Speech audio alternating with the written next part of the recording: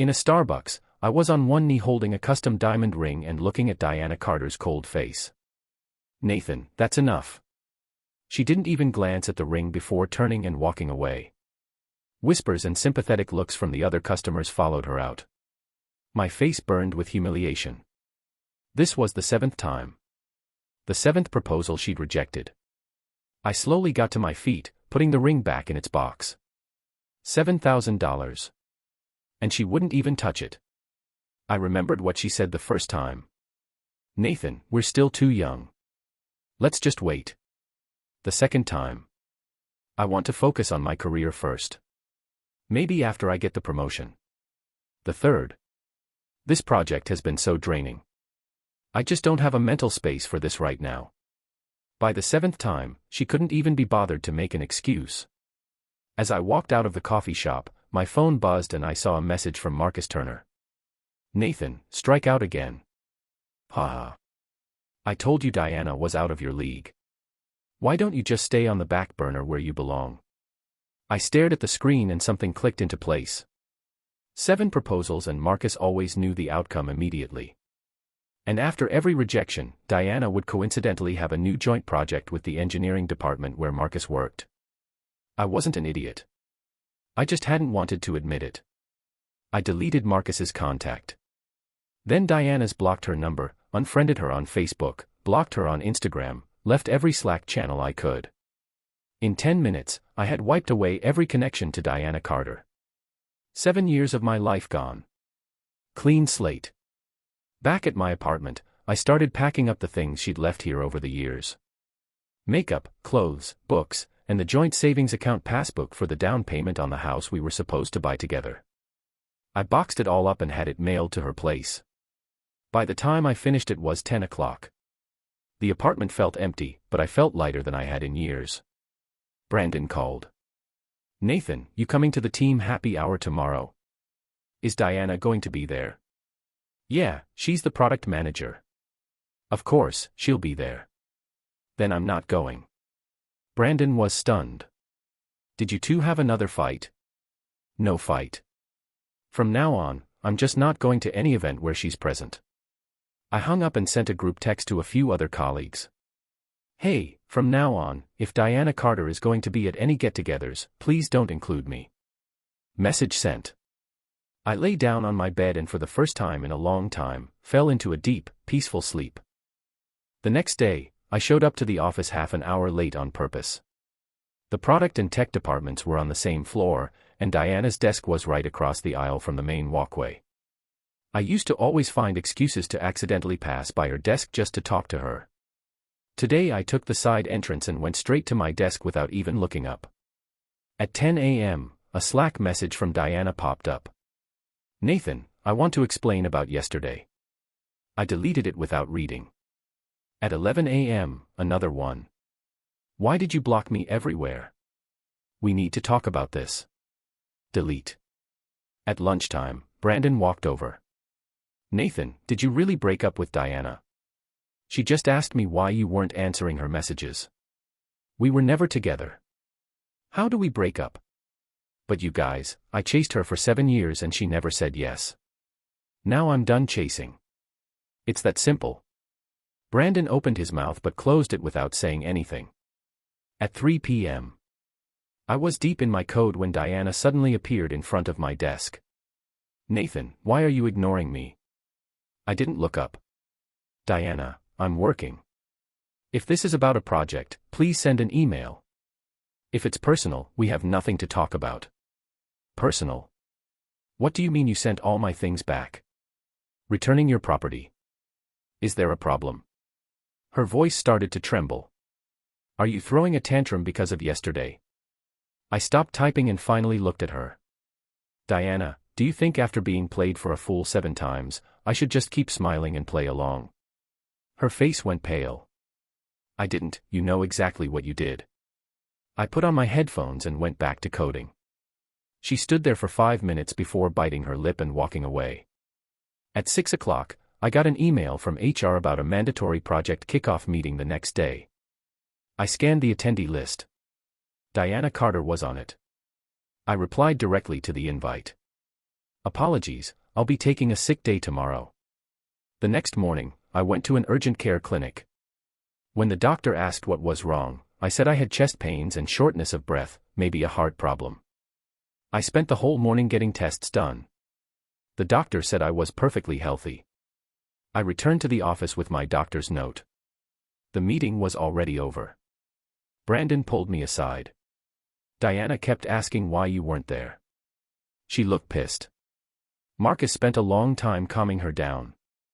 I scoffed. Of course he did. That afternoon, Diana came to find me again. You skipped the meeting on purpose, didn't you? I was sick. I have a doctor's note. You're not sick. Are you a doctor now, Diana? She was so angry her face turned red, but she was speechless. From that day on, Diana and I were in a full-blown Cold War. If she needed to discuss a project, I'd say I was busy and tell her to talk to my team lead. If she tried to chat privately, I'd say it wasn't a good time and suggest we stick to official channels. A week later, she finally snapped. Nathan, what the hell do you want? Diana was blocking the doorway to the break room. Her eyes were red. What do I want? I want to do my job in peace without being bothered. I got a glass of water from the cooler and tried to leave. She blocked my path. Are you still angry about the proposal? I can explain. Don't. There's no need, Diana. There's nothing between us. Please remember that. How can you say there's nothing? We've known each other for 7 years. Knowing someone for 7 years doesn't mean anything. I've known half the people in this office for that long. Tears started rolling down her cheeks. How can you be so cruel? I looked at her crying and I felt nothing. Not a single thing. Cruel. Diana, I proposed to you 7 times. Was that not enough devotion? Now that I'm choosing to let go, you call me cruel. I never explicitly rejected you. Not saying no is a no. We're adults. You should know that. I walked around her and left the break room. I could hear her sobbing behind me, but I didn't look back. The next day, I got a notification from HR. The company was partnering with a major tech firm on a new project, and I had been appointed as the technical lead. I saw the partner company's name and had a laugh. It was the company Marcus Turner had moved to. This was Diana's doing, no doubt about it, a way to force me to interact with her. I went straight to the director of technology. Mr. Patterson, I'd like to request a transfer off this project. Why? This is a great opportunity, Nathan. It's a big step for your career. Personal reasons. I'd rather not get into it. Mr. Patterson frowned. What's going on with you lately, Morrison? Your attitude has been off. I'm sorry, sir, but if being on this project is mandatory, then I quit. He was completely stunned. You're crazy. You'd quit your job to avoid a project. Yes. In the end, Mr. Patterson approved my transfer, but the news spread like wildfire. The entire department knew I'd almost quit just to avoid working with Diana. She cornered me as I was leaving work. Are you insane? You'd throw away your job just to get away from me. If I can't get away from you, then yes, I would. She completely broke down. Nathan, why are you doing this to me? I never did anything to hurt you. I stopped and turned to face her. You never hurt me, Diana.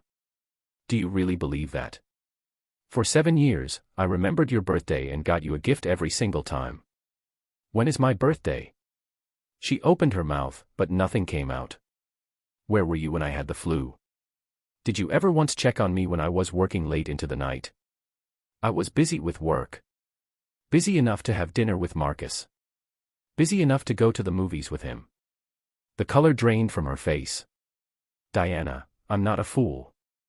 7 years of one-sided love. That's enough. I walked away without another word. I could hear her crying behind me, but my heart was a stone. Diana started trying to find me everywhere. She waited outside the office building, outside my apartment complex, and even followed me to the gym. Every time I spotted her, she would start crying and say we needed to talk. I never said a word. The moment I saw her, I'd turn and walk in the other direction. Brandon couldn't stand it anymore. Nathan, Diana is going crazy looking for you. What is going on between you two? Why should I care if she's going crazy? But she told me she regrets everything and wants to start over with you. I laughed coldly. Start over? What right does she have to say that? What is it that you know? I looked at Brandon and finally told him. She's in love with Marcus. Always has been. I was just a backup plan. No way. She texted with you every day. Because Marcus had a girlfriend and she needed a distraction.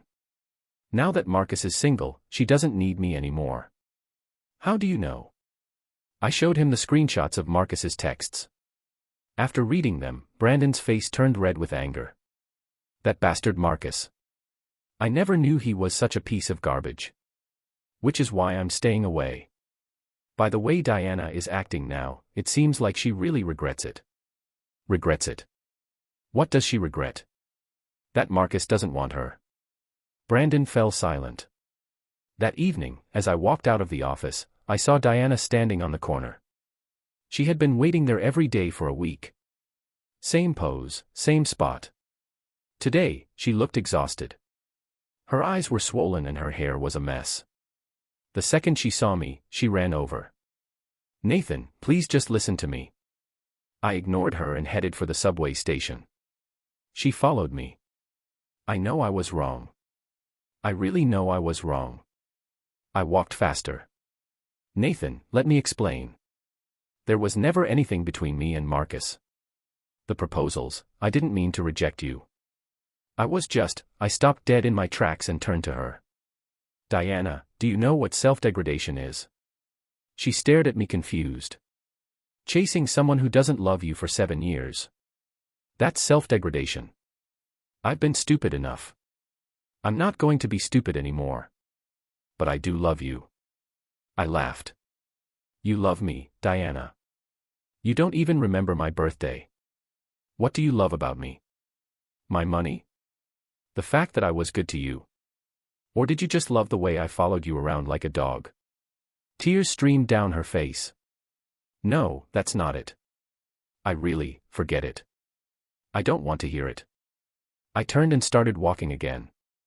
She screamed after me. Nathan, you can't do this to me. We have 7 years of history. I didn't look back. Those 7 years were my history, not yours. They had nothing to do with you. The next day, Diana didn't come to work. Brandon secretly told me she called in sick. I didn't react. I just kept working. Around noon, Diana's roommate called me. Nathan, Diana is sick. She has a high fever and keeps calling your name. Then take her to the hospital. She refuses to go. She said she's waiting for you. Sorry, I'm busy. I hung up. In the afternoon, her roommate called 3 more times. I didn't answer. That evening, Brandon found me. Nathan, Diana is really sick. You should go see her. She has nothing to do with me. But you're the only one she trusts right now. That's a problem, Brandon. I mean it. From now on, don't tell me anything about Diana. I don't want to hear it. Brandon looked at me and sighed. You've really changed. I haven't changed. I've just woken up. The third day, Diana's mother called me. Nathan, Diana is in the hospital. You should come see her. Mrs. Carter, Diana, and I are no longer in contact. What do you mean? Weren't you two about to get married? I paused. Mrs. Carter, did Diana tell you we were getting married? She said you had proposed and she said yes. A bitter laugh escaped my lips. Ma'am, she rejected me 7 times. There was a long silence on the other end of the line. Nathan, regardless, Diana is very sick. The doctor said we need a family member to sign some forms. Her father is out of town on business and I'm here alone. Mrs. Carter, I'm not her family. She has a boyfriend. You can call Marcus Turner. What boyfriend? Diana doesn't have a boyfriend. She only has you. I closed my eyes. Mrs. Carter, the person Diana loves is Marcus Turner, not me. She may not have told you, but it's the truth. I hung up the phone. It immediately rang again. I turned it off.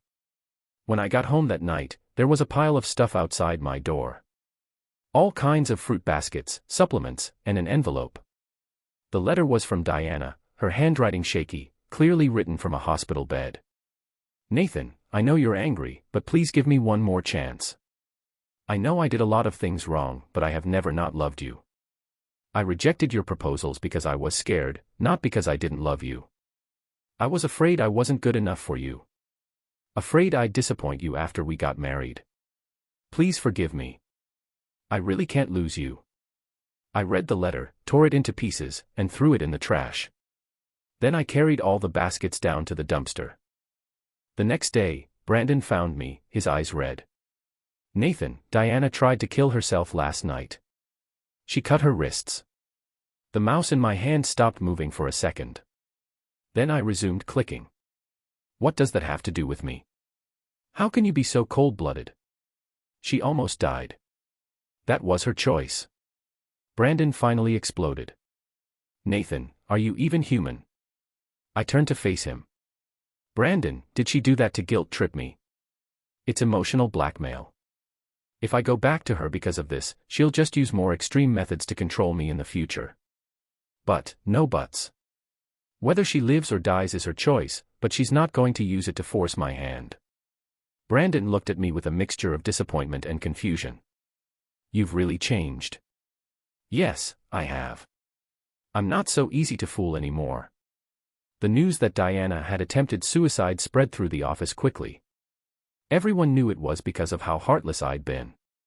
Walking through the halls, I could feel my coworkers' strange looks. Some called me cold-blooded, others cruel. A few called me a jerk. I didn't care. They didn't know the truth, and I wasn't about to explain it. At lunch, a few female colleagues sat near me, talking loud enough for me to hear. Diana is such a great girl. How could Nathan do this to her? I know, right? 7 years together, and he just throws it all away. No conscience. I heard she's still in the ICU and Nathan hasn't even gone to see her once. I kept eating as if I hadn't heard a thing. That afternoon, Diana's father came to the office to see me. He was a kind gentleman who had always been good to me. He used to say he'd watched me grow up.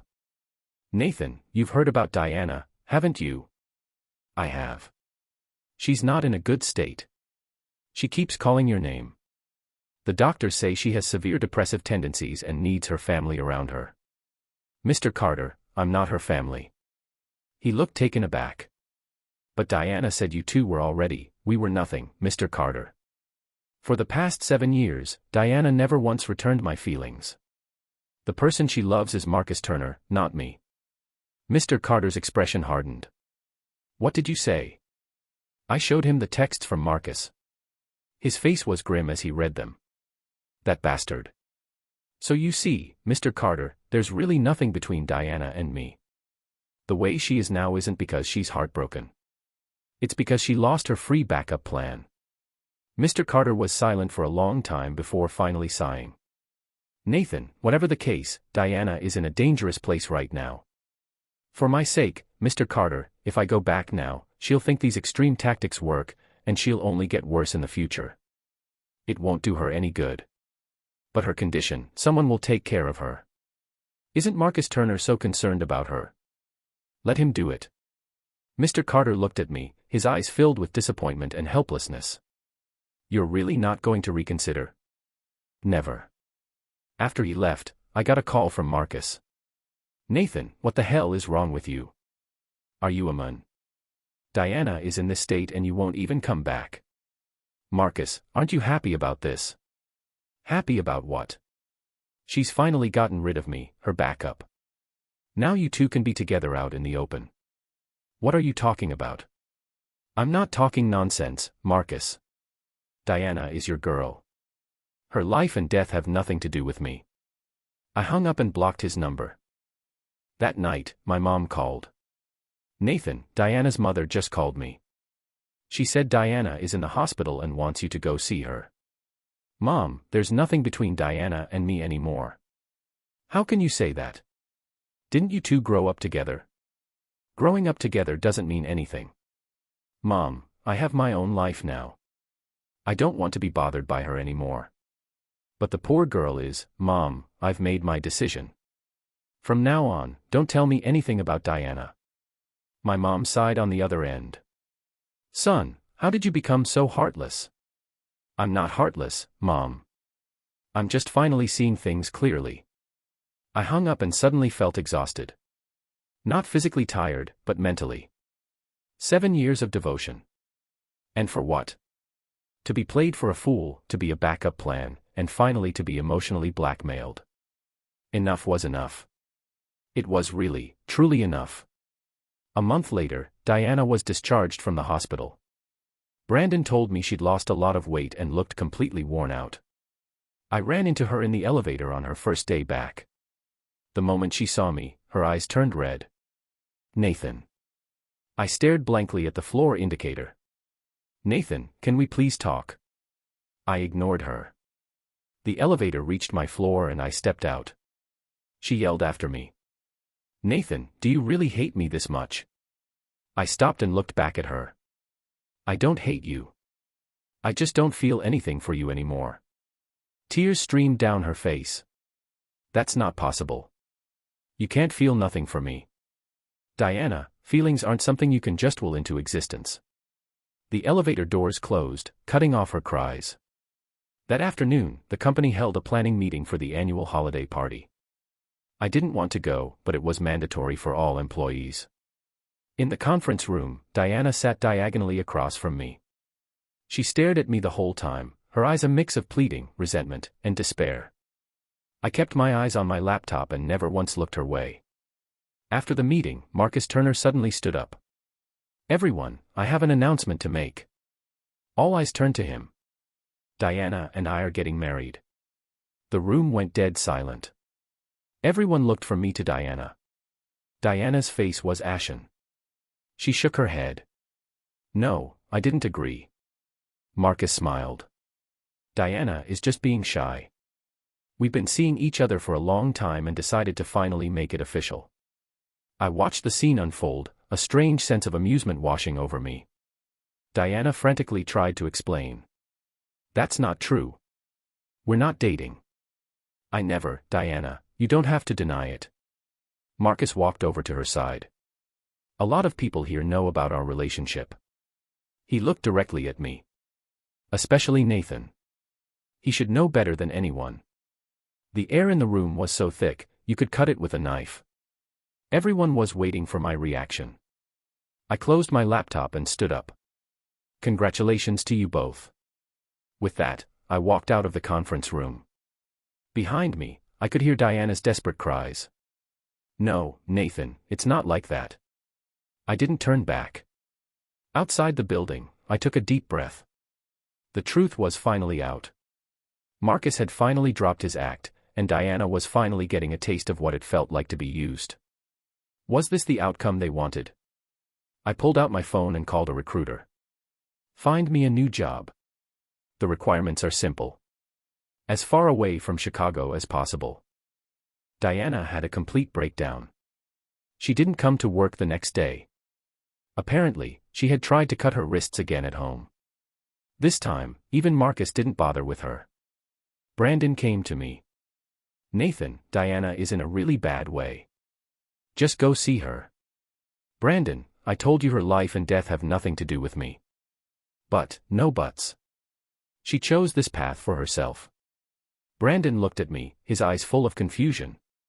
Don't you feel any sympathy at all? This is the woman you loved for 7 years. I smiled. The woman I loved for 7 years, Brandon. She was never my woman. How can you say that? Because it's the truth. I loved her for 7 years while she was in love with someone else. Now that he doesn't want her, she suddenly remembers how good I was and wants me back. On what grounds? She knows she was wrong now. And knowing she's wrong means I have to forgive her. Brandon, some mistakes can't be forgiven. Brandon said nothing more. He probably understood then that I was never going back. That night, Diana's mother came to my apartment. She was crying hysterically. Nathan, Diana is dying. The doctor says she has severe depression. If this goes on, Mrs. Carter, I know you're worried about Diana, but I can't help her. How can you not help? You're the only one she cares about. If I was the only one she cared about, why did she turn me down 7 times? Her mother froze.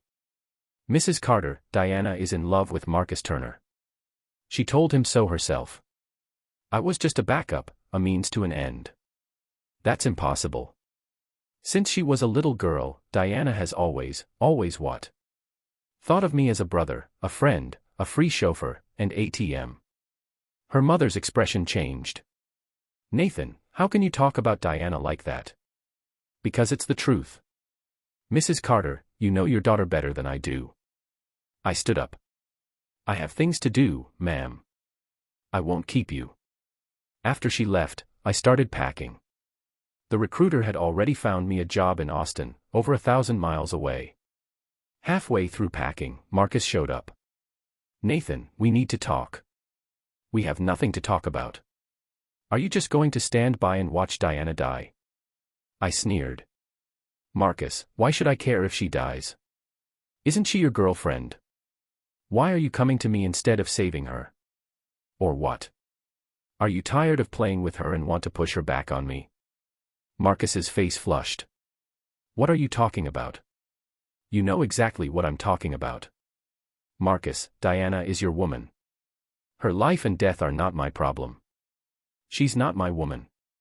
Then why did you announce at the meeting that you were marrying her? Marcus stammered for a moment before finally saying, I just wanted her to give up, to stop bothering you. I laughed. What a noble excuse.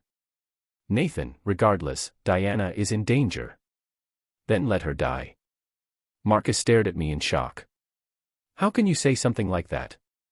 Why can't I? What do I lose if a woman who played me for a fool dies? Marcus, get out of my apartment and don't ever come to me about Diana again. I pushed him out and slammed the door. A week later, I left Chicago. Brandon came to see me off at the station. Nathan, are you sure about this? I'm sure. What about Diana? She has Marcus. She has her family. She doesn't need me. Brandon sighed. She's still in the hospital asking for you every day. That's her problem. You really don't have a soft spot left for her. I looked out the window at the city skyline, at the place that held 7 years of my youth and devotion. Brandon, do you know what a spare feels like? What?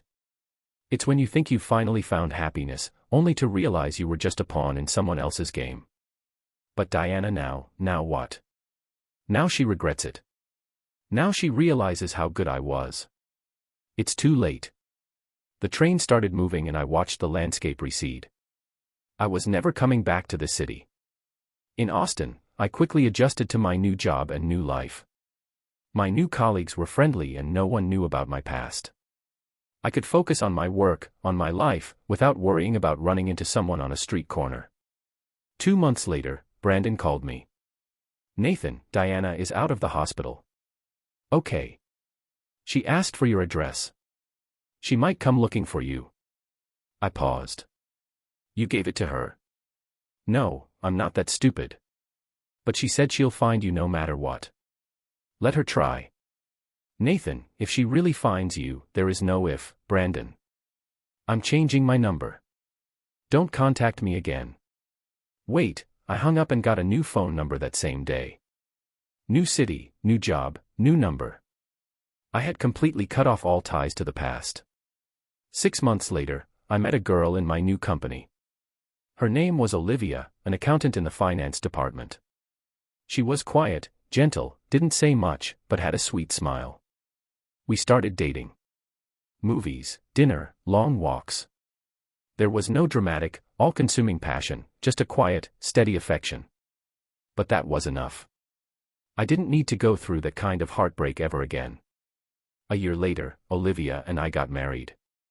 The wedding was simple, just our families and a few new friends. No one knew about my past. No one mentioned the name Diana.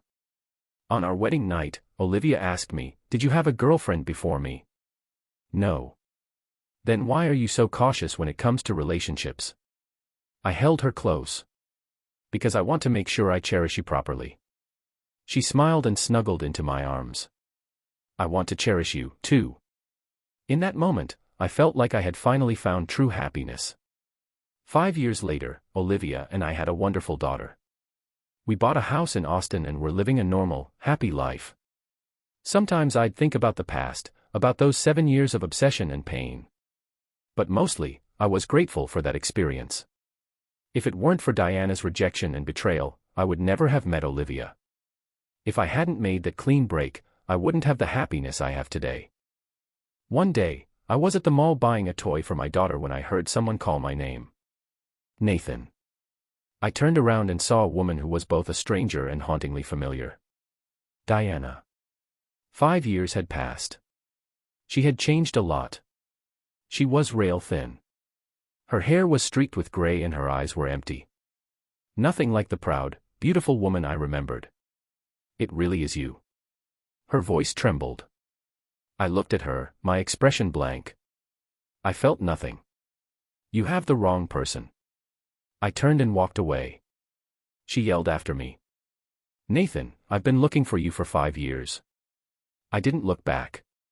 Nathan, I know I was wrong. Please forgive me. I kept walking. Nathan, I've been waiting for you to come back. I walked out of the mall. She was still chasing me. Nathan, wait. I stopped and turned to face her. You've made a mistake. I'm not Nathan Morrison. She froze, tears streaming down her face. That's impossible. You are Nathan. You have to be. I am, but I'm not the Nathan you knew. What do you mean? The Nathan Morrison who would have cried for you died. He died 5 years ago. She completely broke down, collapsing to her knees on the pavement, sobbing uncontrollably. Nathan, please come back, please. I looked down at her, feeling only a cold detachment. Diana, how you feel right now? This is how you made me feel. Desperate, helpless, and in pain. I know I was wrong. And does knowing that help? There are no do-overs in life. I turned and walked away. And this time, I never looked back. I could hear her cries behind me, but my heart was still. When I got home, Olivia asked, "What took you so long?" Ran into a crazy person on the way. What kind of crazy person? Just a sad person stuck in the past. My daughter ran up and hugged my leg. Daddy, did you get me a toy? I pulled the toy out of the bag. Of course, Daddy never breaks a promise. My daughter giggled happily. Olivia smiled. Looking at their smiles, I knew this was the most beautiful thing in the world. As for Diana, she was just a ghost from another life. A ghost who taught me what despair felt like and what it meant to finally wake up. Her purpose in my life was served. I have a new life, a new family, a new happiness. And she is left to live in her memories, to bear the weight of the pain she once gave me. That is justice. Not the justice I gave her, but the justice she brought upon herself.